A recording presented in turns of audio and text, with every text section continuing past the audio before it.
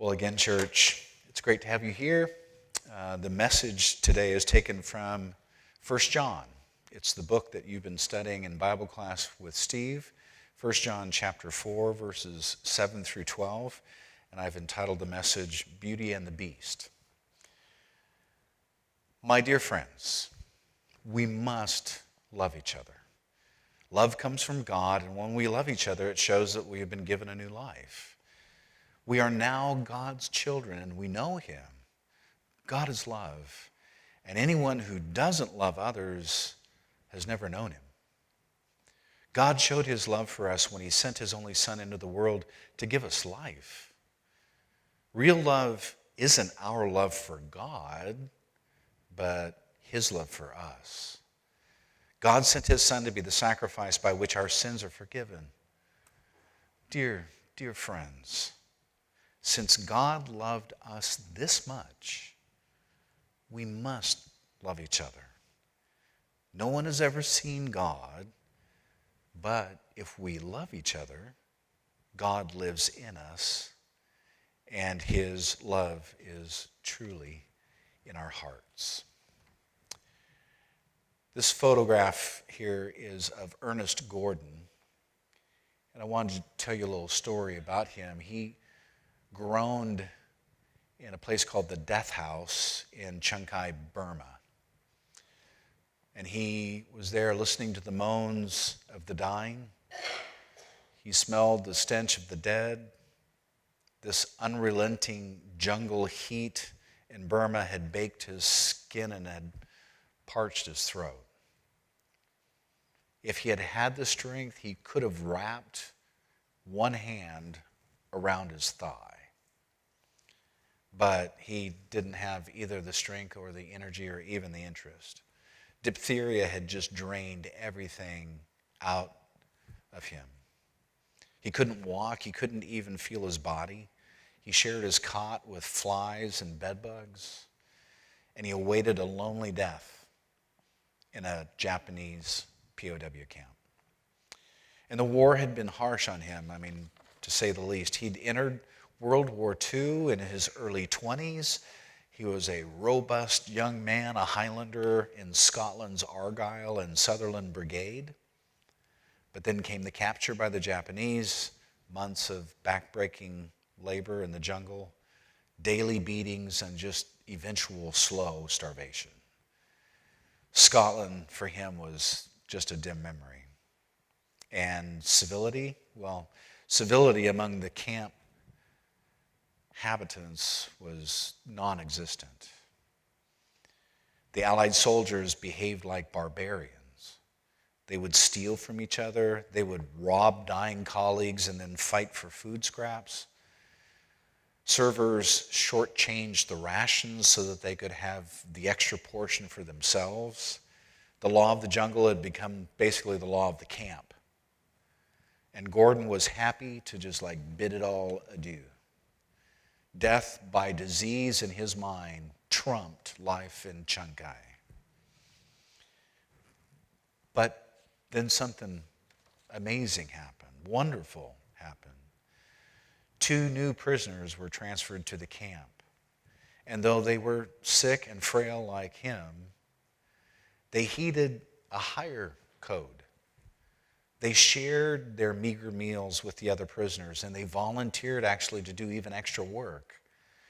They cleaned Gordon's ulcerated sores and massaged his legs that had just become atrophied from disuse.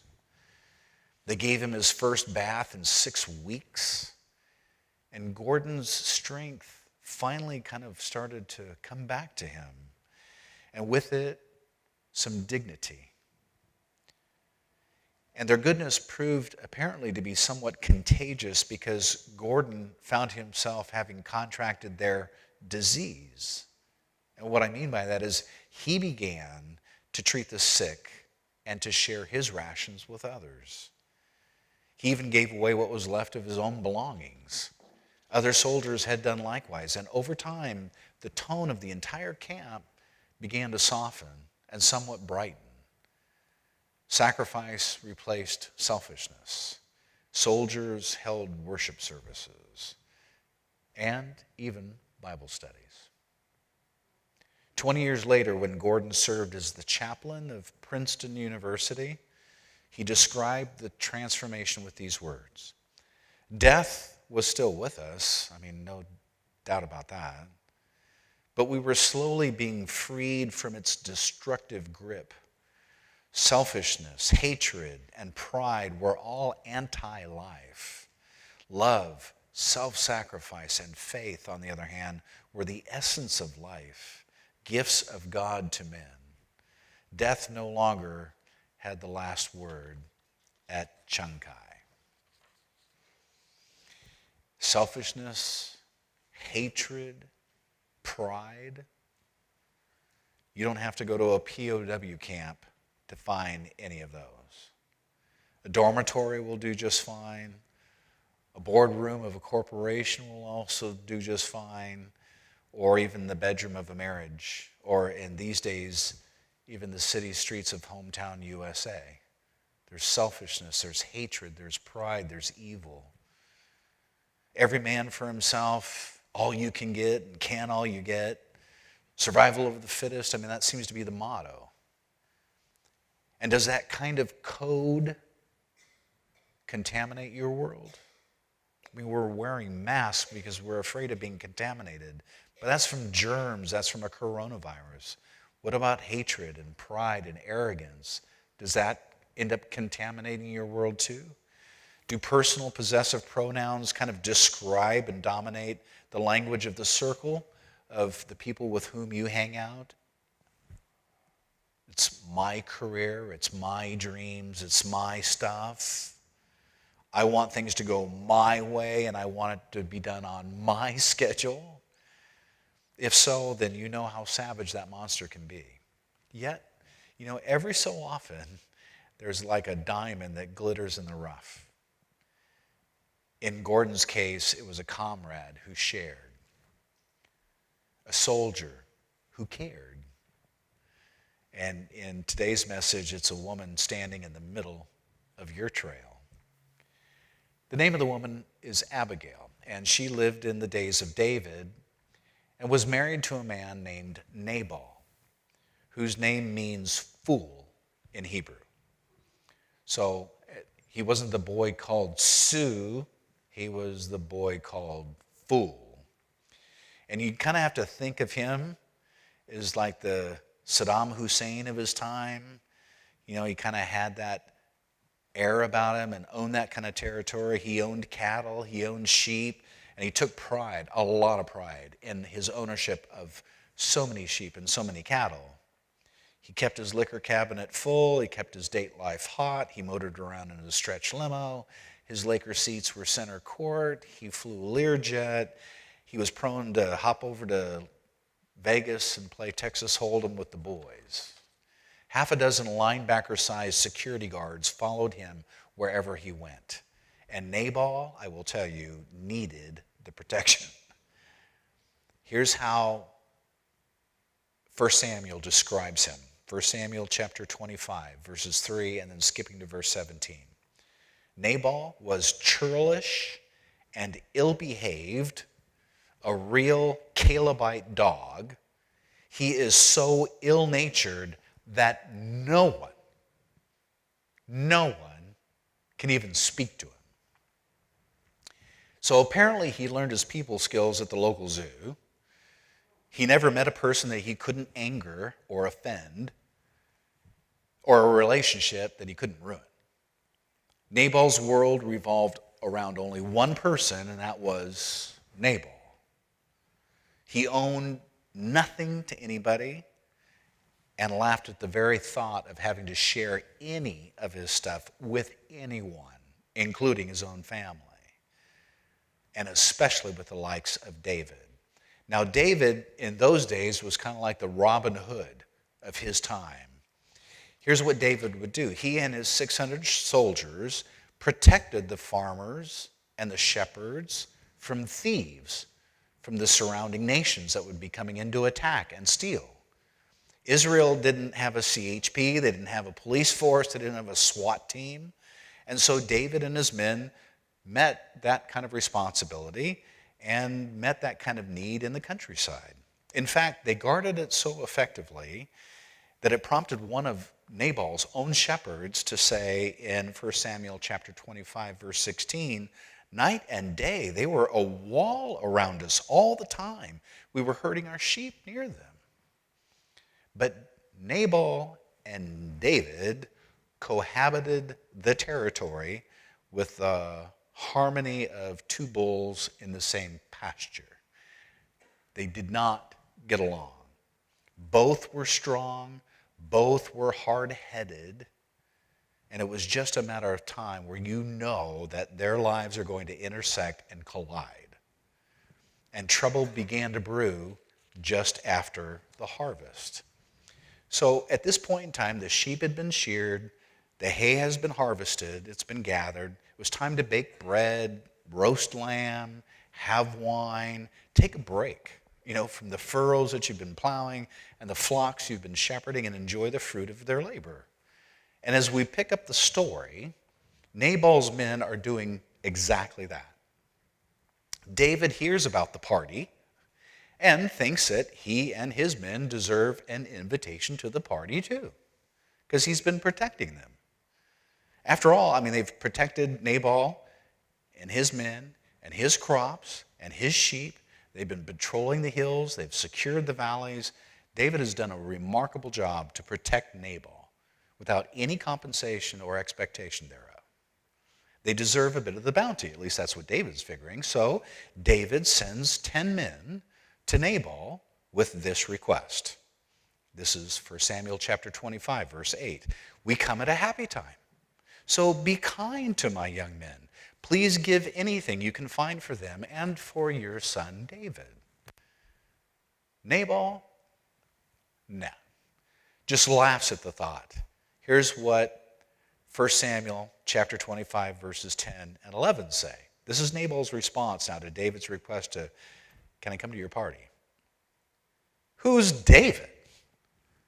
And who is the son of Jesse? There are many servants nowadays who break away each one from his master. Shall I then take my bread and my water and my meat that I have killed for my shearers and give it to men who I do not know where they are from? In other words, Nabal pretends that he's never heard of David. Lumping him with runaway slaves and gypsies is basically what Nabal does. Well, Nabal's insolence infuriates these 10 messengers that David had sent for an invitation to the party, and they turn on their heels and they hurry back and they tell David exactly what Nabal said. And David does not need to hear the report twice. He tells the men to form a posse, or according to 1 Samuel chapter 25, verse 12, strap on your swords. So, 400 of David's men mount up and take off. Their eyes are glaring, their nostrils are flaring, their lips are snarling, the testosterone is flowing. David and his troops thunder down on Nabal, who's obliviously swilling beer and eating barbecue with his buddies. The road rumbles as David grumbles. And 1 Samuel records what David is saying either out loud or to himself. 1 Samuel chapter 25, verse 22. May God do his worst to me if Nabal and every cur in his misbegotten brood aren't dead meat by morning. In other words, it's the Wild West of the ancient East. But then all of a sudden, beauty appears. It's as if kind of a daisy had lifted her head from the desert, or maybe a whiff of perfume has kind of floated through the men's locker room. Abigail, who's the wife of Nabal, stands in the middle of David's trail. Where all Nabal is brutish and he's mean, 1 Samuel chapter 25, verse 3 says, she's intelligent and good looking. So now we have Nabal the fool, who's brutish, and we have Abigail, whose wife, who is both intelligent and pretty. And Abigail puts both of those qualities to good work. When she learns of her husband's unbelievably crude response, she springs into action. And with not a word to her husband, she gathers a bunch of gifts and races off to intercept David before David can get to Nabal. And as David and his men descend a ravine, she takes her position armed with, and this is from 1 Samuel chapter 25, verse 18. Here's the gifts that she brought. 200 loaves of bread, 2 skins of wine, 5 sheep dressed out and ready for cooking, a bushel of roasted grain, 100 raisin cakes, and 200 fig cakes. All of this stuff is loaded on some donkeys. So you can imagine these 400 men that are thundering down to take out Nabal and his family. They see this pretty intelligent woman in the middle of the way, and it's like they, pull in the reins, they stop the horses. And some are probably just gaping at the food, and some of the other guys are probably gawking at her. I mean, if she was that pretty, she's good looking, and apparently she's a really good cook. And that's a combination that would probably stop any army. And Abigail is no fool. She knows the importance of that moment. She stands as the final barrier between her family and certain death. And falling down at David's feet, she issues a plea that's probably worthy of at least a paragraph in the Bible, but we have one verse, 1 Samuel 25, verse 24. This is what Abigail says to David. On me, my Lord, on me let this iniquity be. And please let your maidservant speak in your ears and hear the words of your maidservant. And I want you to notice she doesn't defend Nabal at all. She agrees that he's a scoundrel. There's no doubt about that. She doesn't beg for justice. She begs for forgiveness instead, accepting the blame when she doesn't really deserve any of the blame. She wasn't the one that said what Nabal said. Please forgive the trespass of your maidservant, she says. 1 Samuel chapter 25, verse 28. She offers the gifts from her home and urges David to leave Nabal to God and avoid the dead weight of remorse. And her words fall on David like a hot August sun on ice. David melts. 1 Samuel 25, verses 32 through 35. Blessed be God, the God of Israel. He sent you to meet me. That was a close call. If you had not come as quickly as you did, stopping me in my tracks, by morning there would have been nothing left of Nabal but dead meat. I've heard what you've said, and I'll do what you've asked. So, David returns to camp with the food, and Abigail returns home to talk with her husband. Unfortunately, she finds Nabal too drunk to have a conversation with him that night, so she allows him to sleep it off and waits until the next morning to describe just how close he came to getting wiped out, along with the rest of the family, including Abigail. And 1 Samuel chapter 25, verses 37 and 38 says the following. Right then, right after Abigail said, hey, this was a close call, hub. Right then and there, he had a heart attack and fell into a coma. About 10 days later, God finished him off and he died. That was the end of Nabal.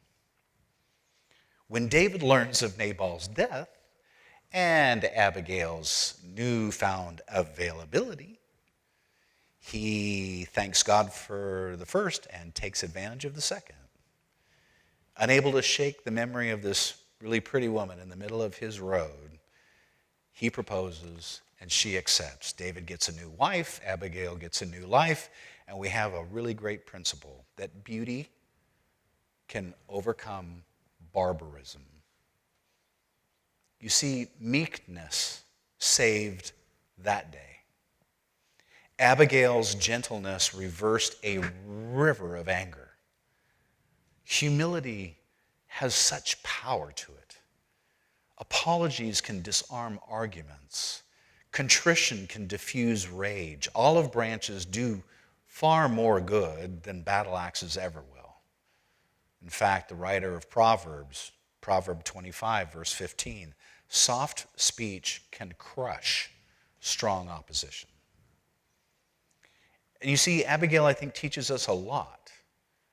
The contagious power of kindness. The strength of a gentle heart. Her greatest lesson, however, is to take our eyes from her beauty and set them on someone else. She lifts our thoughts from this rural trail to a Jerusalem cross. Abigail never knew Jesus. She lived 1,000 years before Christ's sacrifice. Nevertheless, her story prefigures his life because Abigail placed herself between David and Nabal, just as Jesus placed himself between God and us. Abigail volunteered to be punished for Nabal's sins just as Jesus allowed heaven to punish him for yours and for mine. Abigail turned away the anger of David, and Christ shielded all of us from God's anger too.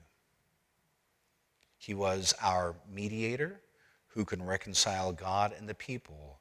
He is the man, Christ Jesus. He gave his life to purchase freedom for everyone. Paul writing to Timothy in 1 Timothy chapter 2, verses 5 and 6. You see, a mediator stands between parties, and Christ stood between God's anger and our punishment. In other words, Christ intercepted the wrath of heaven that was aimed at our sin. Turning back to Gordon and Chung Kai, something remotely similar happened at the Chung Kai camp. One evening after a work detail, a Japanese guard announced that a shovel was missing. The officer kept all of the allies in formation, insisting that someone had stolen a shovel. And screaming in broken English, he demanded that the guilty person who stole the shovel step forward. He shouldered his rifle, ready to kill one prisoner at a time until somebody fessed up to the crime. A Scottish soldier broke ranks, stood stiffly at attention and said, "I did it." And with that admission, the officer unleashed his anger and beat the man to death. And when the guard was finally exhausted, the prisoners picked up the man's body and their tools and returned to camp. Only then were the shovels counted again, and the Japanese soldier had made a mistake. A shovel wasn't missing after all. So, who does that kind of thing? What kind of person would take the blame for something he didn't do? And when you find that adjective, attach it to Jesus. In Isaiah chapter 53, verse 6, God has piled all of our sins, everything that we've done wrong, on him. On him. God treated his innocent son like the guilty human race, his Holy One like a lying scoundrel, his Abigail like a Nabal. Christ lived the life we could not live and took the punishment we could not take to offer us hope that we cannot resist. And his sacrifice begs this question: if he so loved us, then can't we love each other? Having been forgiven, Can't we forgive? Having feasted at the table of grace, can't we share at least a few of the crumbs? 1 John chapter 4, verse 11, my dear, dear friends, if God loved us like this, we certainly ought to love each other. So, do you sometimes find your Nabal world kind of hard to stomach? Then do what David did. Stop staring at your Nabal and shift your gaze to Jesus. Look more at the mediator than at the troublemakers. Paul, writing to the church in Rome, in Romans chapter 12, verse 21, said, don't let evil get the best of you. Get the best of evil by what? Doing good. You see, church, one prisoner can change an entire camp. One Abigail can save an entire family. And so with that encouragement, I'd ask you this week to be the beauty amidst your beasts and see if you can't change the world. And that starts with the people that you know, starts at home, starts locally. But see if you can't be the force for good by loving people like Christ loved you. We've talked repeatedly about the difficult times that we're going through, whether it's the coronavirus or it's whether all this stuff that's been going on for the past several weeks because of the death of George Floyd and the looting and the rioting and the protesting and all that kind of stuff. And we can talk about the politics, but this isn't the place for it. So I'm not getting into that. I'm just simply saying, in a world that seems to be calling good bad and bad good, there are ways in which you can make a difference in this world. And I'm encouraging you to be that Abigail. Be that person who acts as the intermediary, the go-between, to turn a face of a world that is evil, that is actually wanting to perpetrate more of the same, and see if you can't steer it for good, to save yourself, to save your family, to save your church, to save your community. We have the example of that in the Old Testament. We have the example of that with Jesus on the cross. And you can be the same. You can be the difference maker in your community. And I encourage you to do that this week. So we're going to sing this final song. As we do, we will then have, I think I'm going to ask Dennis to lead a prayer for the offering. And then at that, we'll close services. Everybody will take their turn coming this way. And again, you can leave your offering if you've brought one. You can then discard your communion set there. And then you can go out through the breezeway. And we'll see you next Sunday. So let's stand and let's sing.